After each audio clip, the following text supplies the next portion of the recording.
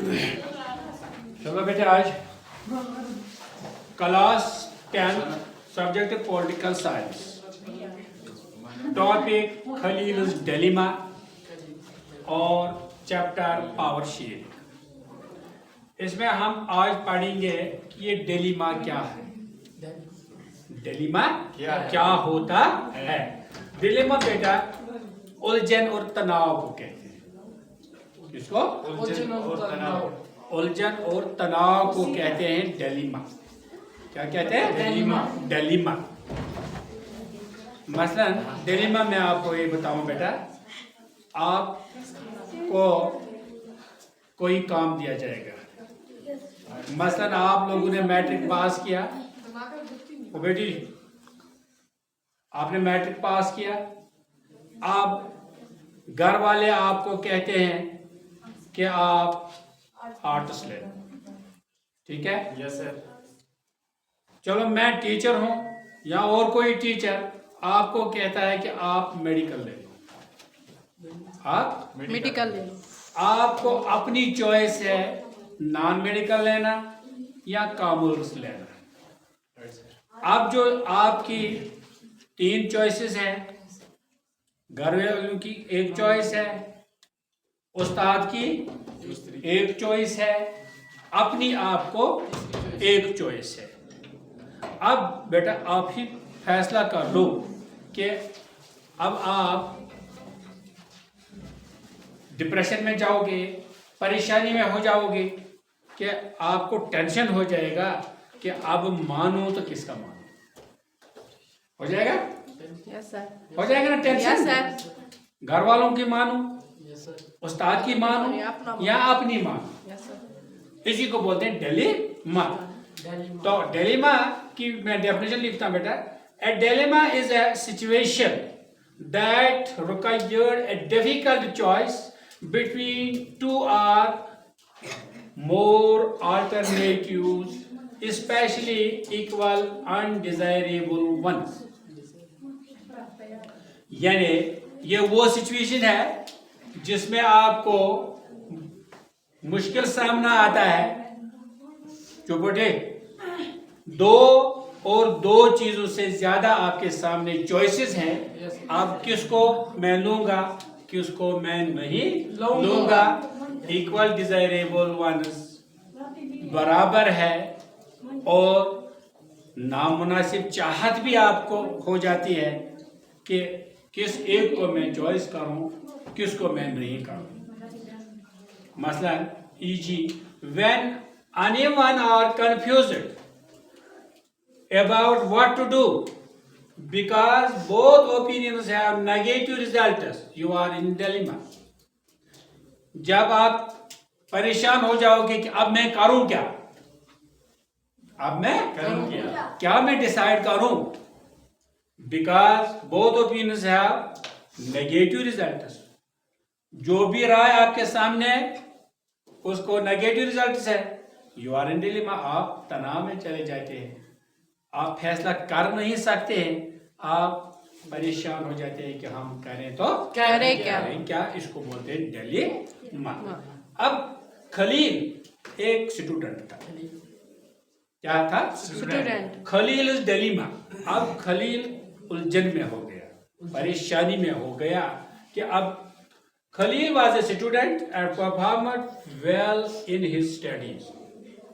जो खलील था ये एक लड़का था, उसने बहुत अच्छी पढ़ाई की। He wanted to get a good government job in Lebanon after the completion of his studies और एजुकेशन। यानी अपनी तालीम हासिल करके एक एम था खलील को कि मैं एक अच्छी तकड़ी जॉब, गवर्नमेंट जॉब लूंगा। However, he learned that, मगर जब उसको ये पता चला कि गवर्नमेंट जॉब मेरे लिए आसान नहीं है, तो उसने क्या किया? Government jobs in Lebanon, government jobs were distributed according to the religious groups.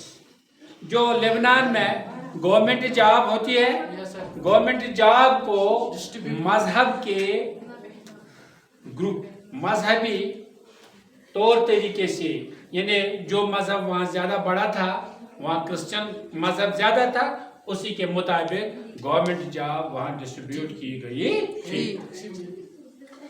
दूसरा point, Maronite Christians got more government jobs and political power than Muslims. एक ग्रुप वहाँ था जो पुराने ईसाई वहाँ थे, उन्होंने गवर्नमेंट जॉब में ज्यादा हिस्सा लिया था और पॉलिटिकल पावर में भी, यानी सियासी तौर भी, हुकूमत में भी उनको ज्यादा हिस्सा था। ये क्या था? This was an old power sharing agreement made in 1943। ये ओल्ड पावर शेयरिंग एक्ट उन्होंने पास किया था 1943 ईस्वी में। उसके मुताबिक मजहब के लिहाज से ईसाइयों को ज्यादा हिस्सा था नौकरियों में और गवर्नमेंट में। When Christian population was larger than Muslim, उस वक्त जो क्रिश्चियन थे, ईसाई थे, उनकी पॉपुलेशन आबादी ज्यादा थी मुसलमानों से। But later Muslims became more populated than Christians. Last पर मुसलमानों की पॉपुलेशन बढ़ गई क्रिश्चियनों से, but the old system remain unchanged. मगर जो सिस्टम था वो अनचेंज्ड था, वो सिस्टम चेंज नहीं हुआ था। द सिस्टम इन लेबनान, अब लेबनान में ये सिस्टम क्या था पावर शेयरिंग में? Under the 1943 national pact agreement, जो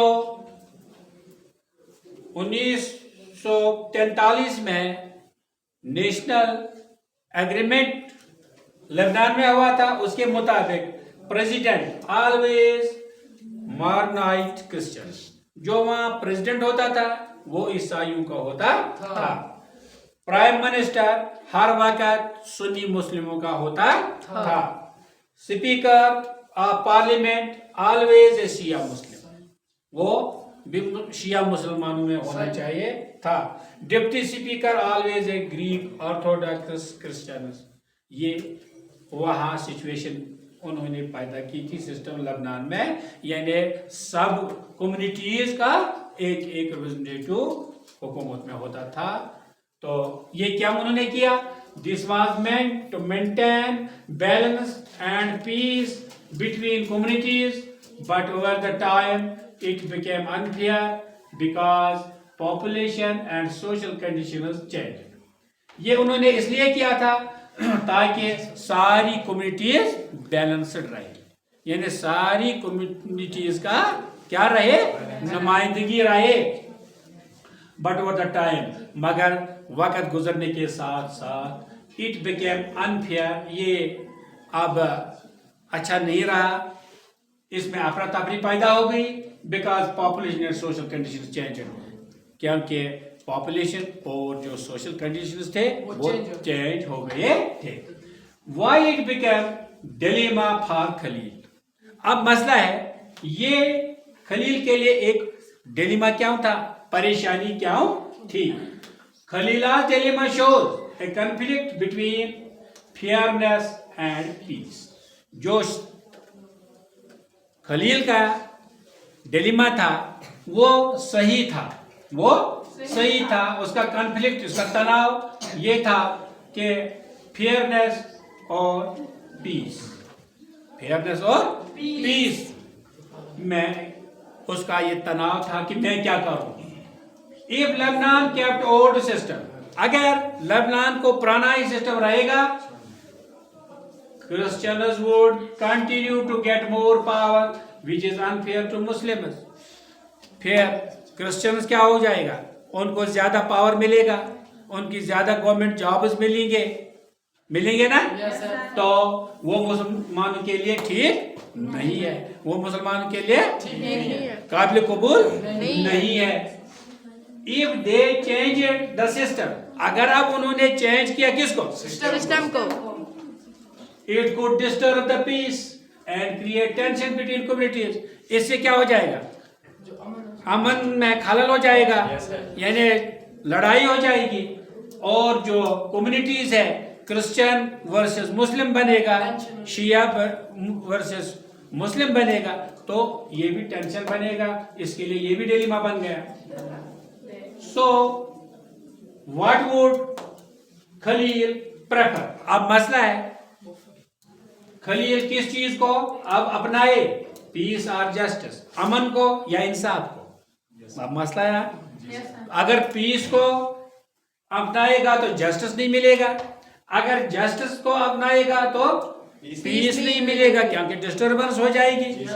अब इसी का इसको डिलेमा है, इसी को इसका तनाव है, जो मैंने अभी आपको बताया कि अगर आपको सब्जेक्ट पकड़ना है, बाप कहता है ये पकड़ो, माँ कहती है ये पकड़ो, टीचर कहता है ये पकड़ो, खुद आप कहेंगे कि हम ये पकड़ेंगे, तो इसमें आपको डिलेमा हो जाता है। शायद आपको ये डिलेमा समझ आया। This question is called as Khalil's dilemma, इसी को बोलते हैं Khalil's dilemma. What we learn Khalil's dilemma? अब हमने क्या सीखा खलील के डिलेमा से? एक बार पावर शेयरिंग यानी इख्तियार को बांटना। It is necessary to keep all communities satisfied. ये जरूरी है कि हम हर एक कम्युनिटी को मुतमईन करें एंड प्रिवेंट कॉन्फ्लिक्ट्स, ताकि हम इख्तिलाफ से मुल्क को, सोसाइटी को बचाए। दूसरा रिजिड अरेंजमेंट, सख्त इकदाम से क्या हो जाएगा? कैन बिकम अनफेयर, जो नाकाबिल कबूल बने। If society changes so power sharing must be flexible and updated. तो जो पावर शेयरिंग है ये फ्लेक्सिबल होना चाहिए, मुनासिब होनी चाहिए एंड अपडेटेड, वक्त के साथ साथ जैसे हालात वैसे कानून भी होने चाहिए। Democracy it means fair participation of all group. Democracy का मतलब है जायज शमूलियत तमाम कम्युनिटीज का होना चाहिए, नॉट डोमिनेशन बाय वन। लेकिन एक ही इस पर क्या कब्जा नहीं करना चाहिए कि यहाँ मैं हूँ टीचर हूँ तो मेरा ही यहाँ चले, बाकी टीचरों का नहीं चले, उस्तादों का नहीं चले, फिर निज़ाम ठीक नहीं रहेगा। बल्कि हर एक की पार्टिसिपेशन होनी चाहिए। हुकूमत में भी हर एक कम्युनिटी की पार्टिसिपेशन होनी चाहिए।